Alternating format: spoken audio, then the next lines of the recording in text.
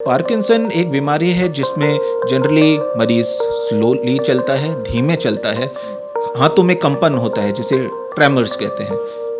धीमा चलना उसका एक दूसरा पार्ट होता है जिसमें मरीज छोटे छोटे कदम लेके चलता है और गिरने की संभावना बढ़ जाती है। और मिर्गी जब आती है तो उसके मुंह में लोग चम्मच देते हैं, तो जो घर वाले प्रक्रिया फॉलो करते हैं वो कितनी सही है वो भी आप बताइएगा। बहुत बड़ी मिथ्या है ये कि मुंह में चम्मच देना, जूता सुंघाना, इससे मिर्गी ठीक होती है। ये मिथ है, इसको नहीं करना चाहिए। साफ सुथरा फल या सब्जियां या नहीं खाते हैं मरीज तो वो कीड़ा ब्रेन में पहुंच जाता है, इससे मिर्गी आती है।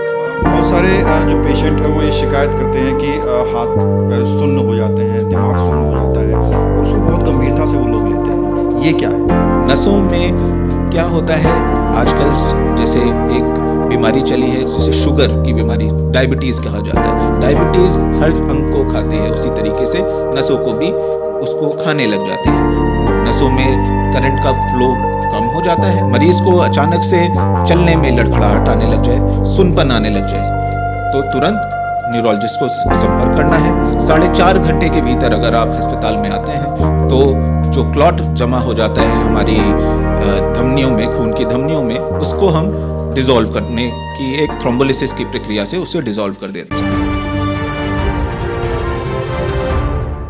नमस्कार, मैं हूं प्रवीण और आप देख रहे हैं अपना सबसे विश्वसनीय चैनल इंडिया टाइम 24 न्यूज़ का खास कार्यक्रम हेलो डॉक्टर। और आज हम पहुंचे हैं पालम में स्थित दिव्यप्रस हॉस्पिटल में।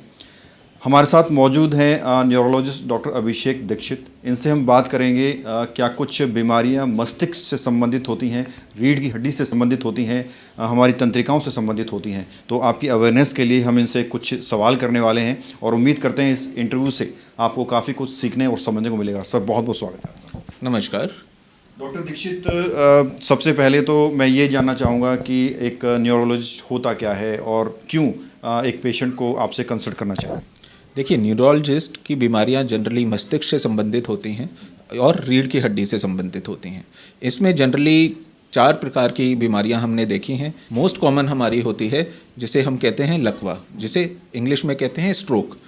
अचानक से किसी भी मरीज़ को एक साइड का पैरालिसिस आ जाए, अचानक से आँख एक तरफ मुड़ जाए, एक मरीज़ को अचानक से चलने में लड़खड़ाहट आने लग जाए, सुनपन आने लग जाए तो तुरंत न्यूरोलॉजिस्ट को संपर्क करना है। 4.5 घंटे के भीतर अगर आप अस्पताल में आते हैं तो जो क्लॉट जमा हो जाता है हमारी धमनियों में, खून की धमनियों में, उसको हम डिसॉल्व करने की एक थ्रोम्बोलिसिस की प्रक्रिया से उसे डिसॉल्व कर देते हैं।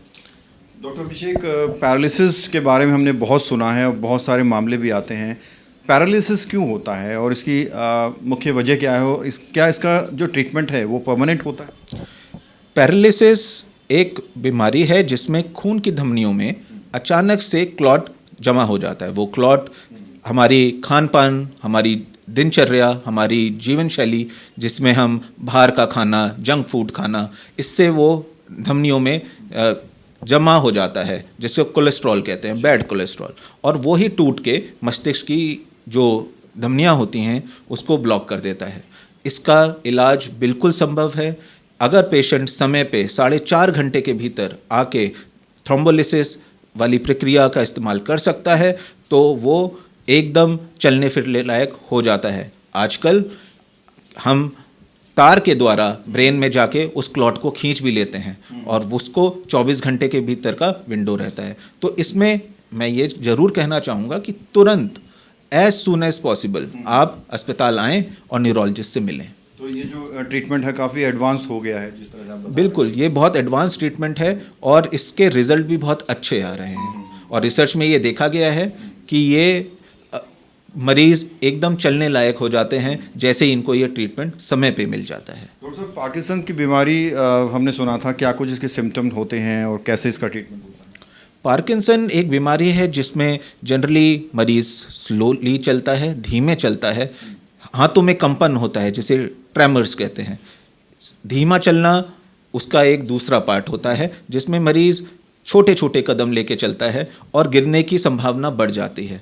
अचानक से उसका बैलेंस बिगड़ने लग जाता है। ये सारे सिम्टम्स पार्किंसन में होते हैं। अगर ये सही समय पे हम लोग पहचान लेते हैं तो एक दवाई हम शुरू करते हैं, जिससे मरीज़ की ज़िंदगी में बहुत अच्छा परिवर्तन आता है। बहुत सारे जो पेशेंट हैं वो ये शिकायत करते हैं कि हाथ पैर सुन्न हो जाते हैं, दिमाग सुन्न हो जाता है और उसको बहुत गंभीरता से वो लोग लेते हैं, ये क्या है? सुनपन जनरली देखा गया है कि ये नसों की प्रॉब्लम होती है। नसों में क्या होता है, आजकल जैसे एक बीमारी चली है जिसे शुगर की बीमारी, डायबिटीज़ कहा जाता है। डायबिटीज़ हर अंग को खाती है, उसी तरीके से नसों को भी उसको खाने लग जाती है। नसों में करंट का फ्लो कम हो जाता है और उसकी वजह से मरीज़ को सुनपन, झुंझुनी और ये समस्याएं आती हैं। समय पे इलाज करवा के न्यूरोलॉजिस्ट से मिलके अगर वो आएँ तो दवाइयों से उसको हम कंट्रोल कर सकते हैं।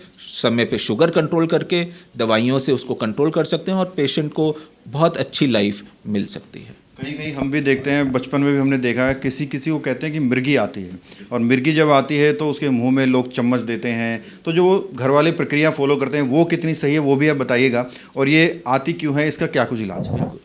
मिर्गी जनरली ये उत्पन्न होती है बहुत कारणों से।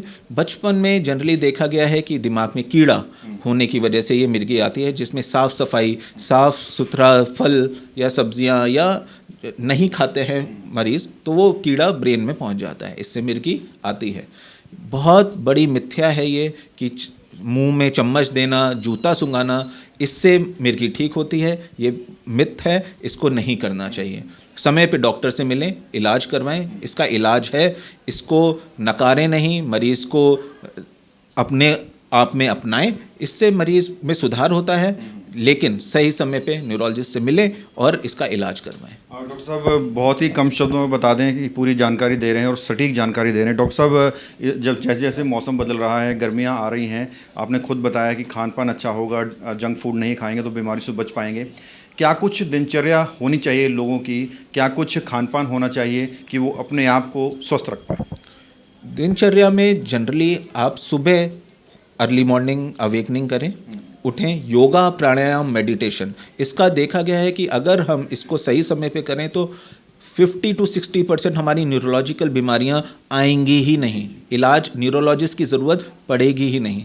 दूसरी चीज़, खान पान में फल फ्रूट, जो हमारी सब्जियां हैं, अच्छे से धो के खाएं, अच्छे से जहाँ पे उन अच्छे से काट के धो के उनको अच्छे से पका कर खाएं और घर का खाएं। जंक फूड से दूर रहें। न्यूरोलॉजिकल बीमारियां और उससे संबंधी डायबिटीज़, हाइपरटेंशन से मरीज़ बच सकता है। लकवा, पार्किंसन, इन सब से उसको निजात मिल सकता है। बिल्कुल डॉक्टर साहब, जो लोग आपको देख रहे हैं, आपसे मिलना चाहें, कंसल्ट करना चाहें, तो दिव्य प्रेस हॉस्पिटल में क्या कुछ आपका टाइमिंग रहेगा? मैं as a consultant neurologist Divya press अस्पताल में हूँ। मेरा timing 6 to 8 Tuesday, Thursday, Saturday मैं अवेलेबल रहता हूँ। आप आइए और न्यूरोलॉजिकल समस्याओं से हमसे मिलिए। और क्या कुछ फैसिलिटीज़ हॉस्पिटल में है न्यूरोलॉजी डिपार्टमेंट में? न्यूरोलॉजी डिपार्टमेंट यहाँ का बहुत एक्सटेंसिव है। हमारे पास न्यूरो ICU है, हमारे पास वर्टाइगो लैब है, चक्कर के लिए विशेष हमारे पास लैब है, नसों की जांचें हर प्रकार की, EG, एपिलेप्सी के मरीज़ों के लिए MRI, CT, ये सारी हमारे पास अवेलेबल है। तो इसकी सुविधाएं पालम में अवेलेबल हैं, तो इसकी लाभ उठाएं एंड सारी न्यूरोलॉजिकल समस्याएं हमसे डील करें और हम इसका निजात में आपकी मदद करेंगे। बहुत बहुत शुक्रिया सर अपना कीमती समय देने के लिए। धन्यवाद, धन्यवाद। तो ये थे हमारे साथ डॉक्टर अभिषेक, जिन्होंने न्यूरोलॉजिकल प्रॉब्लम्स के बारे में हमसे बातचीत की। और बहुत बड़ा ये विषय है, बहुत बड़ा सब्जेक्ट है। निश्चित तौर पर और भी बहुत सारे सवाल होंगे जो आपके जहन में होंगे, तो अपने सवाल आप कमेंट्स में लिख सकते हैं। नेक्स्ट टाइम जब हम डॉक्टर साहब से मिलेंगे तो आपके सवाल ज़रूर पूछेंगे। बहरहाल, कैमरा जर्नलिस्ट प्रशांत साहब, प्रवीण, इंडिया टाइम 24 न्यूज़। खबरों से खबरदार रहने के लिए चैनल को सब्सक्राइब करें और प्रेस करें बेल आइकन।